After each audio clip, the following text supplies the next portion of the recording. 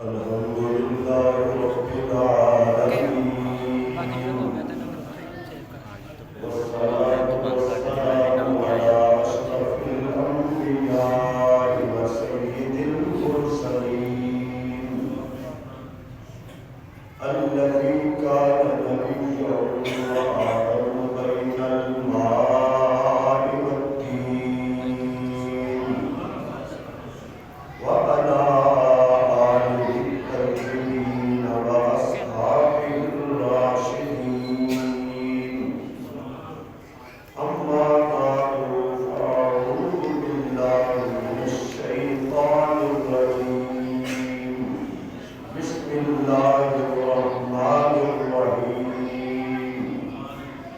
فمن الناس من يقول ربنا آتنا في الدنيا وما له في الآخرة من خلاق ومنهم من يقول ربنا آتنا في الدنيا حسنة وفي الآخرة حسنة وقنا عذاب النار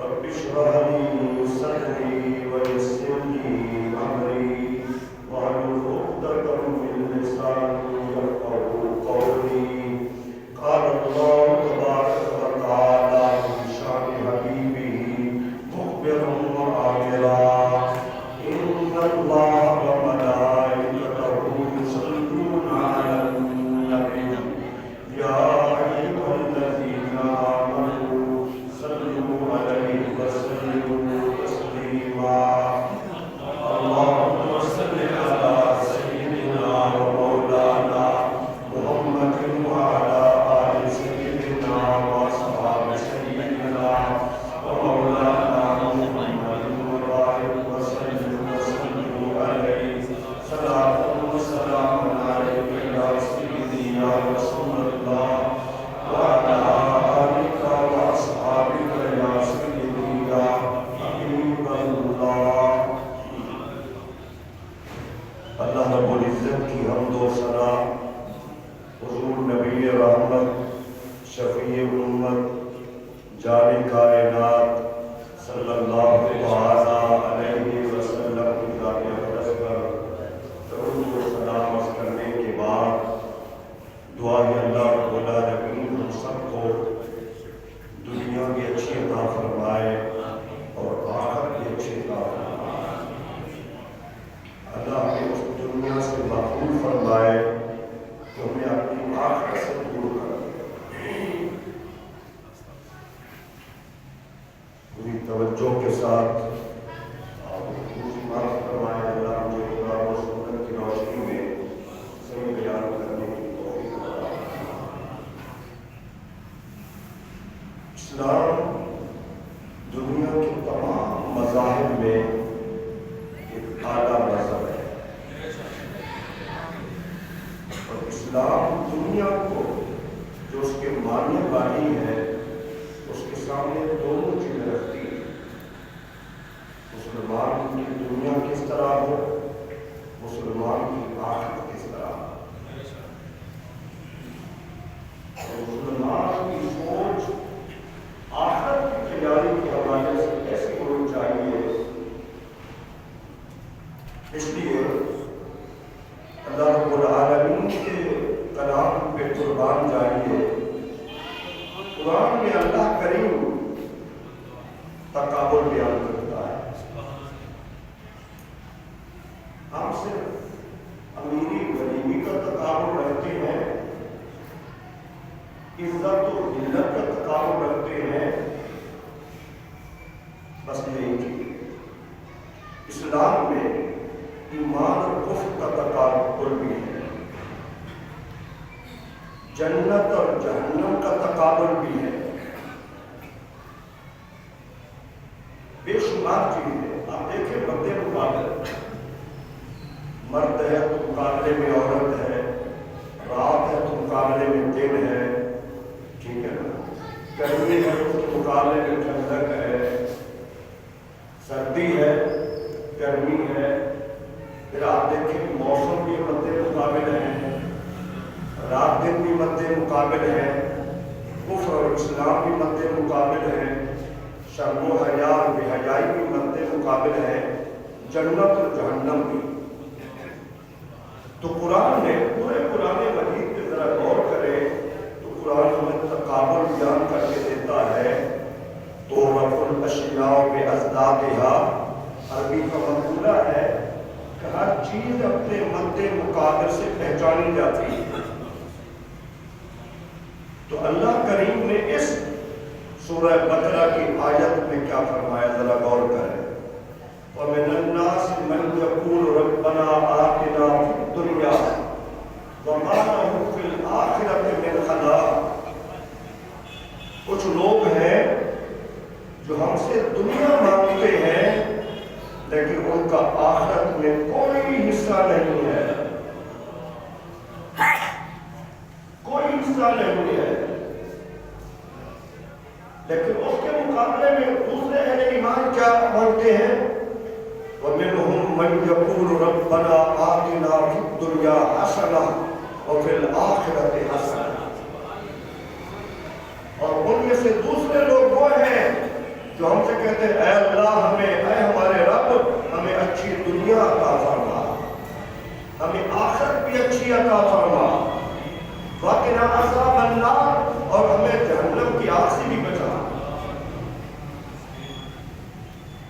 ایک ہی آیت میں آپ ذرا غور فرمائیں کہ تقابل اللہ بیان کر رہا ہے۔ بندے وہ بھی ہیں جو صرف دنیا مانگ رہے ہیں، بندے وہ بھی ہیں جو دنیا بھی اچھی مانگ رہے ہیں اور آخرت بھی اچھی مانگ رہے ہیں۔ دونوں اللہ کی مخلوق ہیں، لیکن دونوں کے مانگنے میں کتنا بڑا فرق ہے، دونوں کی سوچ میں کتنا بڑا فرق ہے، دونوں کے نظریے میں کتنا بڑا فرق ہے۔ ایک دنیا مانگ کے خوش ہو رہا ہے اور دوسرا وہ ہے جو کہتا ہے اللہ مجھے دنیا بھی اچھی عطا فرما اور مجھے آخرت بھی اچھی عطا فرما۔ یہ وہ دعا ہے ربنا آتنا فی الدنیا حسنہ۔ صحابہ کہتے ہیں حضور نے بہت ساری دعائیں مانگی ہیں لیکن سب سے زیادہ دعا جس کو مانگا ہے وہ یہی دعا۔ کیوں کہہ سکتے ہیں دنیا کی سب سے بڑی اور سب سے جامع دعا کیا ہے؟ یہی دعا ہے جس میں دنیا بھی آ جاتی ہے اور جس میں آخرت بھی آ جاتی ہے۔ حسنہ کیا ہے؟ حسنہ جامع لفظ ہے، یہ حسن سے ہے، خوبصورتی سے ہے۔ میرے بھائیوں اللہ ہمیں اچھی صحت دے، یہ حسنہ ہے۔ اللہ ہمیں اچھی بیوی دے، یہ حسنہ ہے۔ اللہ ہمیں اچھی اولاد دے، یہ حسنہ ہے۔ اللہ ہمیں اچھا گھر دے، یہ حسنہ ہے۔ اللہ ہمیں اعمال صالحہ کی توفیق عطا فرمائے، یہ حسنہ ہے۔ اللہ ہمیں کشادہ روزی عطا فرمائے، یہ حسنہ ہے۔ اللہ ہمیں اچھی سواری عطا فرما دے، یہ حسنہ ہے۔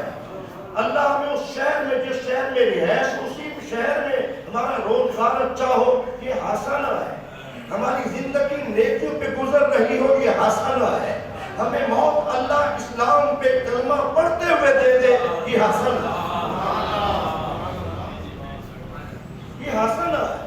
اور پھر مرنے کے بعد ہماری اگلی دنیا، اسے کہتے ہیں برزخ۔ برزخ کے معنی پردے کے، اس دنیا سے بھی پردہ ہے، اگلی دنیا سے بھی پردہ ہے، وہ درمیان میں۔ اللہ ہمیں قبر اچھی دے دے، ہم سوالوں کے ساتھ جواب صحیح دے دے، یہ بھی حسنہ ہے۔ اللہ ہمیں قیامت تک ہمارے جسم کو محفوظ رکھے، یہ حسنہ ہے۔ میں بزرگ کہتے تھے، کیا خوب کہتے تھے، اگر بندے کا دل میلا نہ ہو، دل میلا نہ ہو، اللہ کفن بھی میلا نہیں ہو۔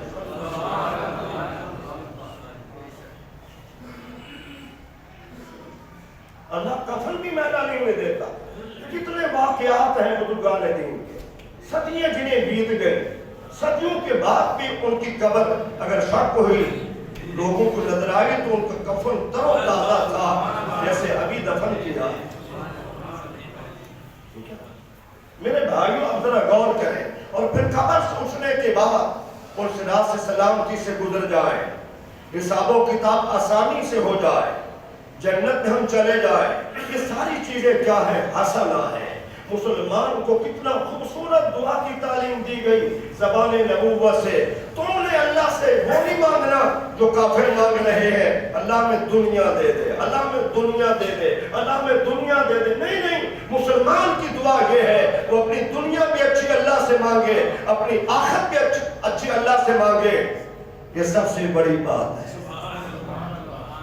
دوسرے مقام 25 پارے میں اللہ قرآن میں فرماتا ہے جو ہم سے آخرت مانگتے ہیں ہم ان کو وہ دیتے ہیں, دنیا بھی دیتے ہیں آخرت بھی دیتے ہیں, اور جو دنیا مانگتے ہیں ان کا ہماری آخرت میں کوئی حصہ نہیں. میرے بھائیوں ذرا غور فرمانا, آج دنیا کی ہوس بڑھ گئی ہے. دنیا کی دوڑ میں ہم ایک دوسرے سے آگے بڑھنا چاہتے ہیں. ایک دور تھا لوگ دوسرے کے اعمال کو دیکھ کے کوشش کرتے میں عملی طور پہ سے بہتر ہو جاؤں, میرے اخلاق کے سے بہتر ہو جائے. آج صرف دنیا رہ گئی ہے, دنیا رہ گئی ہے, آخرت سے ہماری محبت کم ہو گئی ہے. یاد رکھنا اصل آخرت ہے, آخرت ہے, آخرت ہے. رحمت عالم صلی اللہ علیہ وسلم کے جو ارشادات گرامی ہیں, جو آپ کی ذات انور کے معاملات ہیں, آپ ذرا غور سے سنیں. ایمان زیادہ بڑا خوبصورت واقعہ, بڑا ایمان افروز واقعہ. رحمت عالم صلی اللہ علیہ وسلم گھر میں تشریف فرما تھے اور آپ لیٹے ہوئے تھے کھجور کے پتوں والی چٹائی پہ. ارے وہ محبوب جس کو اللہ نے عرش پہ بلایا, جو ساری کائنات میں اعلیٰ مرتبے والے ہیں, اور حضور نے خود بھی فرمایا اگر میں چاہوں تو یہ پہاڑ میرے ساتھ سونے کے بن کے چلے, سونے کے بن کے چلے, لیکن میں چاہتا ہوں الفقر فخری, ایک دن میں کھاؤں دوسرے دن میرے پیٹ میں کچھ نہ جائے. مجھے محبت فقیری سے ہے, امیری سے ہے. اور حضور نے یہ بھی فرمایا جنت میں عمرہ سے 500 سال پہلے میرے غریب امتی جنت میں پہلے جائے.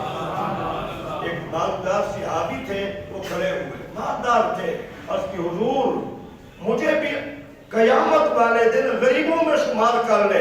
حضور نے دعا فرمائی, فرمایا چلو تجھے میں نے جنت میں بھیجنا ہے, جو غریب 500 سال پہلے جائیں گے تو بھی ان کے ساتھ ہوگا, ان کے ساتھ پہلے ہوگا. اب ذرا غور فرمائے, رحمت عالم اس چٹائی پہ کرتا مبارک اتار کر, کرتا مبارک اتار کر نازنی وجود نبوت, حضور سے نازک جسم تو کسی کا نہیں,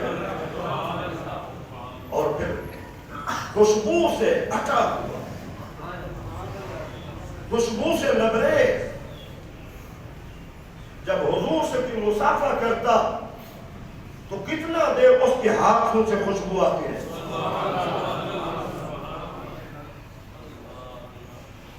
حضرت عمر بن خطاب رضی اللہ تعالی عنہ کاشان نبوت میں تشریف لائے. جب حضور کے اس کو دیکھا کہ آپ صلی اللہ علیہ وسلم چٹائی پہ سوئے ہوئے ہیں اور چٹائی کے نشان پوری پیٹھ پہ پڑے ہوئے ہیں, حضرت عمر بن خطاب کی آنکھوں سے آنسو بہہ پڑے. حضور نے فرمایا عمر کیوں روتے ہو؟ اللہ کے رسول کیسر و کسرا کے بادشاہ تو قیمتی بستر پہ لیٹے, قیمتی بستر پہ لیٹے, اور آپ اللہ کے محبوب ہو کر چٹائی پہ جس کے نشان میں آپ کی پیٹھ پہ دیکھ رہا ہوں. میرے بھائیوں جوانوں ذرا غور کرنا, حضرت عمر بن خطاب کی بات بھی ٹھیک تھی, لیکن میرے نبی نے کیا فرمایا؟ ایک ہی بات فرمائی. حضور کا انداز بڑا جامع تھا, حضور سے بڑا انداز دنیا کے, میں کہتا ہوں دنیا میں بے شمار فصیح بلی گائے, तमाम अंबिया बड़े फसाहत और बलागत अल्लाह ने उनको दी, अल्लाह ने उनको बात करने का मौका दिया, अल्लाह करीम ने उनको बड़े खिताबत के जौहर दिखाए, लेकिन हुजूर से बड़ा कायनात में कोई खतीब नहीं।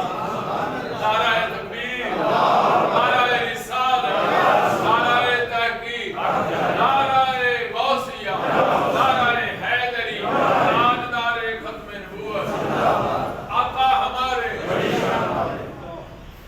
आज कुछ लोग कहते फुला खतीब की इशा के बाद शुरू हुआ, सुबह अजान तक खिताबत बयान करता रहा, फुला ने 3-3 घंटे बयान किया, फुला ने 4 घंटे बयान किया, फुला ने 2 घंटे। कमाल है मेरे भाइयों, आप जरा गौर करें, हुजूर के तारीखी खुतबात जितने भी हैं, जामे भी हैं, मुख्तसर भी हैं, और हुजूर की जिंदगी का वो तारीखी खुतबा, हिज्जतुल विदा वाला खुतबा, जिसको यहूदी भी मानते हैं, ईसाई भी मानते हैं और हिंदू सिख भी मानते हैं, तो तारीख इंसानियत के हवाले से बड़ा अजीम तरीन खुतबा, जामे खुतबा, मुसावात के हवाले से, अदल और इंसाफ के हवाले से, मोहब्बत के हवाले से, इतना जामे खुतबा हुजूर का तारीखी खुतबा, उस पर जरा गौर करें।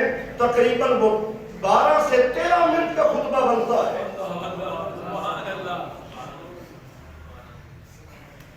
12 से 13 मिनट का खुतबा बनता है। दुनिया के अमन के हवाले से उससे बड़ा खुतबा कोई नहीं है, मुसावात के हवाले से उससे बड़ा खुतबा कोई नहीं है, अदल और इंसाफ के हवाले से उससे बड़ा खुतबा क्यों नहीं, बड़ा कोई नहीं है। मेरे भाइयों, इतना जामे अंदाज में हुजूर का खिताब होता था। अब जरा यहाँ गौर फरमाए, अब उमर इब्न खत्ताब ने तो सारी बात कह दी, आंखों से आंसू भी बहा लिए। हुजूर ने एक जुमला फरमाया, उमर उनके लिए दुनिया है, हमारी आखिरत है। अल्लाहुम्मा सल्ली अला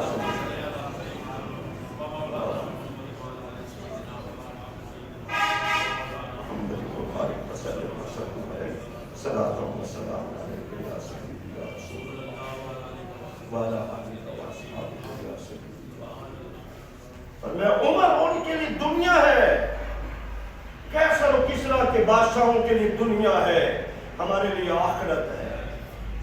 मेरे भाइयों, आप जरा गौर फरमाए, हुजूर ने कितना जामे अंदाज में बात फरमाई। मेरे भाइयों, आज हमारी सारी तरजीहात दुनिया के लिए है, इतना तरजीहात दुनिया के लिए है, कारोबार नहीं छोड़ सकते, नमाज छोड़ सकते हैं, शादी का फंक्शन नहीं छोड़ सकते, नमाज छोड़ सकते हैं, जुमा छोड़ सकते हैं। सोचना, गौर करना है, मैं आपको दावत फिक्र दे रहा हूं। शादी हाल में 2-2, 3-3 घंटे बारात का इस्तेकबाल कर सकते हैं, 2-2, 3-3 घंटे टाइम दिया होता है, वलीमे के लिए बैठ सकते, कोई नहीं जाने हो जाता है। हम वही मुसलमान होते हैं जो हम 2 से 5 मिनट अपने इमाम का इंतजार नहीं कर सकते। हर बंदा बात करने के लिए तैयार होता है। सोचिए, बैठे आप मस्जिद में हैं, अल्लाह के घर में बैठे हैं, आपकी दुनिया की तरजीहात, दुनिया के लिए टाइम आपको परवाह नहीं है। 2 घंटे गुजर जाए, 3 घंटे गुजर जाए, भले कोई बात नहीं है, मस्जिद में नमाज 2-3 मिनट, भाई मस्जिद में बैठे हैं।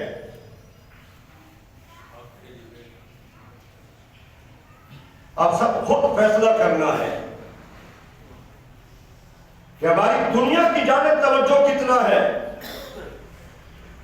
नमाजों के मुतालिक, असर की नमाज के मुतालिक सहाबा किराम को जो तालीम दी, सहाबा कहते थे हमारा सारा माल तबाह हो जाए लेकिन हमसे नमाज असर न छूटे।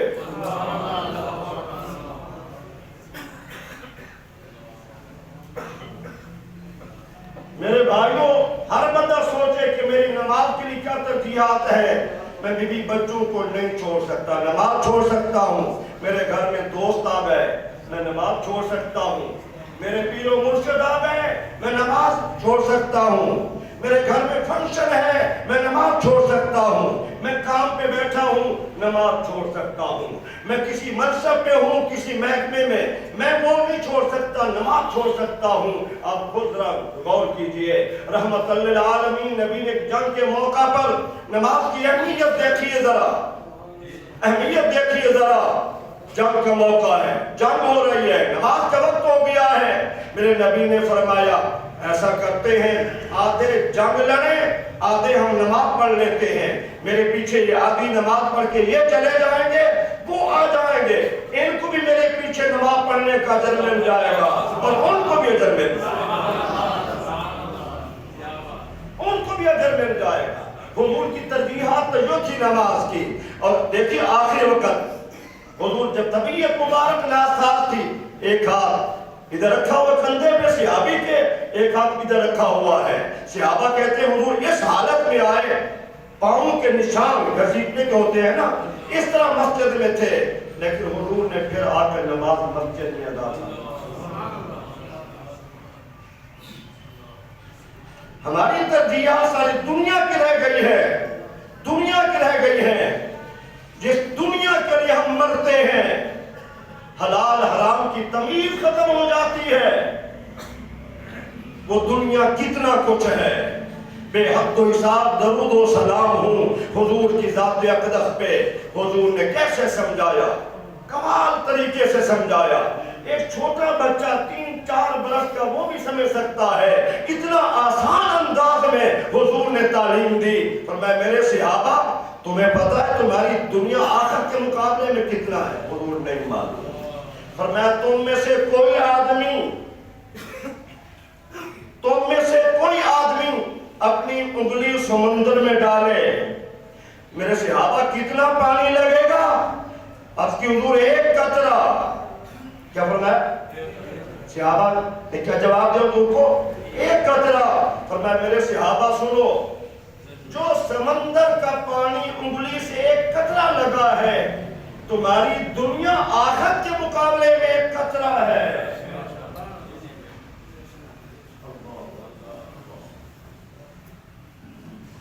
تمہاری دنیا آخرت کے مقابلے میں ایک قطرہ ہے۔ ایک قطرے کے لیے ہم کتنا مر رہے ہیں۔ اللہ نے جو ہمارے لیے تیار کیا ہے، حدیث طیبہ میں حضور نے فرمایا ما لا عین رأت ولا اذن سمعت ولا خطر علی قلب بشر، دنیا پوری کائنات میں وہ نعمتیں کسی آنکھ نے دیکھی نہیں ہے، وہ کسی کان نے سنی نہیں ہے، اور دل کی دنیا، یہ تصورات کی دنیا بڑی وسیع ہے۔ حضور نے فرمایا کسی کے دل میں تصور بھی نہیں آیا۔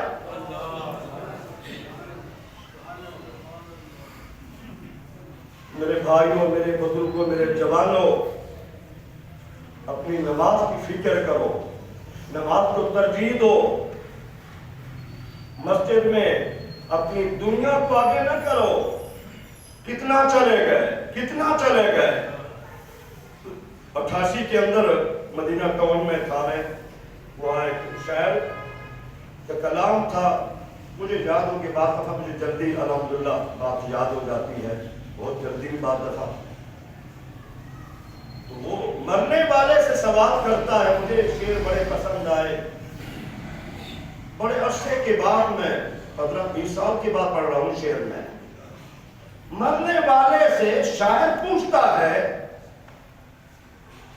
کیسے سوال کر رہا ہے؟ عاقبت کو بھول بیٹھا، اپنی آخرت کو بھول بیٹھا، عاقبت کو بھول بیٹھا فکر دنیا کے عوض، اپنی دنیا کے پیچھے اپنی آخرت بھول بیٹھا، عاقبت کو بھول بیٹھا فکر دنیا کے عوض، اب بتا زیر زمین یہ تنگ گھر کیسا لگا۔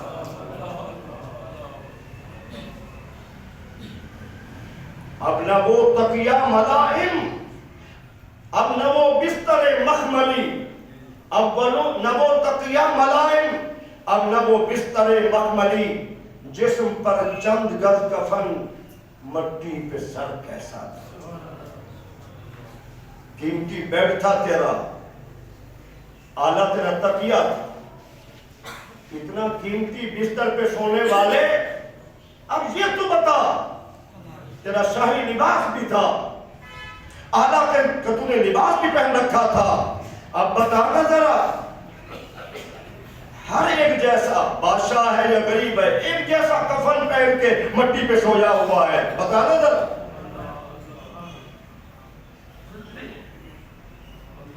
تو میرے بھائیوں، دنیا کی دولت کے پیچھے ہم اپنے دین کو، دنیا کے نقصان ہو جائے کتنا غم ہوتا ہے۔ شیخ سعدی رحمت اللہ علیہ فرماتے ہیں غم دنیا مخور کہ غم دنیا بےہودہ است۔ دنیا کا غم نہ کر، یہ بےہودہ ہے، بے مقصد ہے، فضول ہے۔ غم دین است، اصل جو غم مسلمان کو ہونا چاہیے وہ دین کا غم ہونا چاہیے۔ اس کی نماز رہ جائے اسے غم ہونا چاہیے، اس کی تلاوت رہ جائے اس کو غم ہونا چاہیے، دین کا کام بھی رہ جائے اسے غم ہونا چاہیے۔ آج مجھے خسارہ آ گیا، تھوڑے سے پیسے نقصان ہو گیا، کروڑوں پتی لوگ ہیں، 2-4 لاکھ کا خسارہ ہو گیا، نیند ختم، آرام ختم، سکون ختم۔ کاروبار کی وجہ سے پوچھو، حالات پوچھو، کروڑوں اربوں پتی ہیں، روٹی پوری نہیں ہوتی، کتنا بڑی ناشکری۔ مل میں سامان پڑا ہوا ہے، گوداموں میں سامان کروڑوں کا پڑا ہوا ہے، اور اتنا رب کی ناشکری، اتنا ناشکری، یہ حالات ایسے ہو گئے روٹی بھی پوری نہیں ہوتی۔ سوچئے دنیا کا میں اتنا کم ہو گیا ہے، اتنا کم ہو گیا ہے۔ شام کو چٹھا بنا کے گھر پھر آتے ہیں، کتنا کمایا، کتنا خرچ ہوا، کتنا فائدہ ہوا، کتنا نقصان ہوا۔ ایک بزرگ بھی تھے، وہ بھی شام کو روزانہ اپنا حساب کرتے ہیں۔ حساب کیا کرتے ہیں کہ آج تو نے نمازیں کتنا پڑھی ہے، تلاوت کتنا کی ہے، آج تو سے گناہ کتنا ہوئے ہیں۔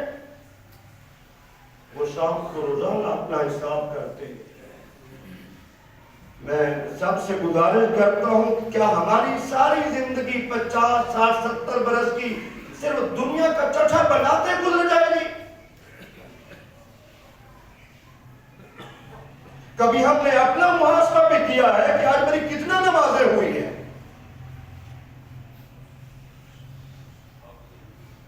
تو میرے بھائیوں، ہم سب کو یہ باتیں سمجھنی چاہیے۔